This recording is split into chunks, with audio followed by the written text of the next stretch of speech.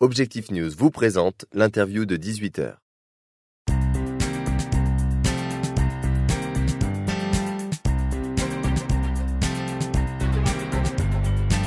Bonjour à tous, bienvenue sur objectifnews.tv. C'est notre rendez-vous avec l'économie en compagnie aujourd'hui d'Arnaud Curcinte. Bonjour. Bonjour. Vous êtes directeur général de Nouveau Logis Méridional, une société HLM qui est au niveau du groupe le premier bailleur locatif français avec 300 000 logements gérés. Que représente le Nouveau Logis Méridional ici en Midi-Pyrénées ? Le Nouveau Logis Méridional est la filiale du groupe SNI, effectivement leader de l'immobilier locatif en France. C'est une société qui rayonne sur Midi-Pyrénées et Languedoc-Roussillon, qui emploie 85 salariés, gère un patrimoine d'un peu plus de 11 000 logements, soit 40 millions d'euros de chiffre d'affaires à peu près. Quels sont les projets 2013 de votre groupe ?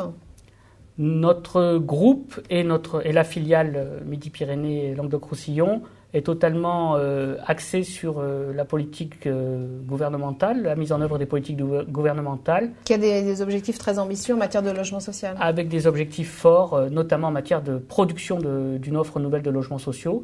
Donc nous nous efforçons de répondre à ces sollicitations en produisant 300 à 400 logements locatifs sociaux par an sur les agglomérations de Toulouse et de Montpellier, en centrant notre production sur les cœurs d'agglomération des métropoles, là où les besoins sont les plus forts. D'accord, donc vous n'intervenez pas en dehors des grandes métropoles, dans les villes moyennes par exemple ? Absolument, la stratégie du groupe est totalement axée sur la réponse aux besoins, là où les besoins sont les plus forts, donc là où les dynamiques démographiques sont à l'œuvre sont les plus importantes. Donc c'est le cas par exemple à Toulouse. Quelles sont les mises en chantier 2013 ? En 2013, les objectifs de production aussi peut-être ? Oui, les objectifs de production sont globalement entre 300 et 400 logements locatifs sociaux par an, auxquels s'ajoutent également des opérations en accession sociale en fonction des sollicitations des collectivités. Et puis une production de résidences pour étudiants ou pour jeunes travailleurs que nous menons en plus de ces 300 ou 400 logements que j'évoquais.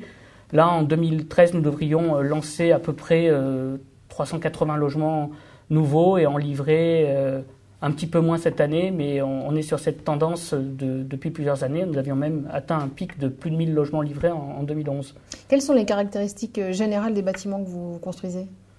Nous nous inscrivons dans une répartition harmonieuse de notre patrimoine, c'est-à-dire que nous ne cherchons pas à concentrer absolument notre patrimoine sur un même quartier. Nous cherchons à avoir une offre diversifiée avec des résidences de taille variée qui peut aller de toutes petites résidences à des résidences d'une cinquantaine de logements, avec parfois, sans négliger également, des achats auprès de promoteurs d'ensemble de logements situés dans des copropriétés privées. Nous interdisons rien en fonction de... Ça veut dire que vous travaillez avec d'autres promoteurs, y compris des promoteurs privés ? Oui, nous avons des traditions de partenariat avec de nombreux promoteurs privés. Pour nous, le partenariat avec eux est incontournable pour accéder au bien le plus difficile à capter, qui est le bien foncier, qui est le terrain qui aujourd'hui valent cher sur ces deux agglomérations et nous oblige souvent à travailler avec les promoteurs, ce que nous faisons de très bon cœur, parce que ça se passe très bien.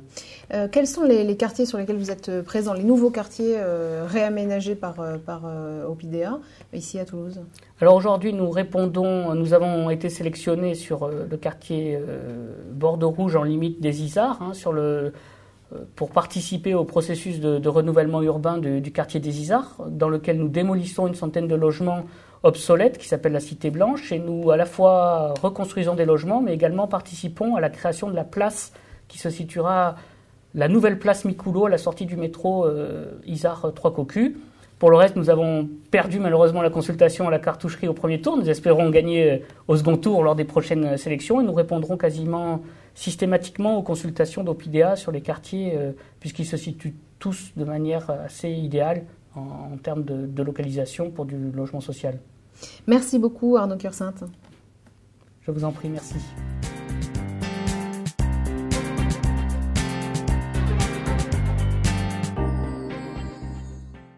Objectif News vous a présenté l'interview de 18h.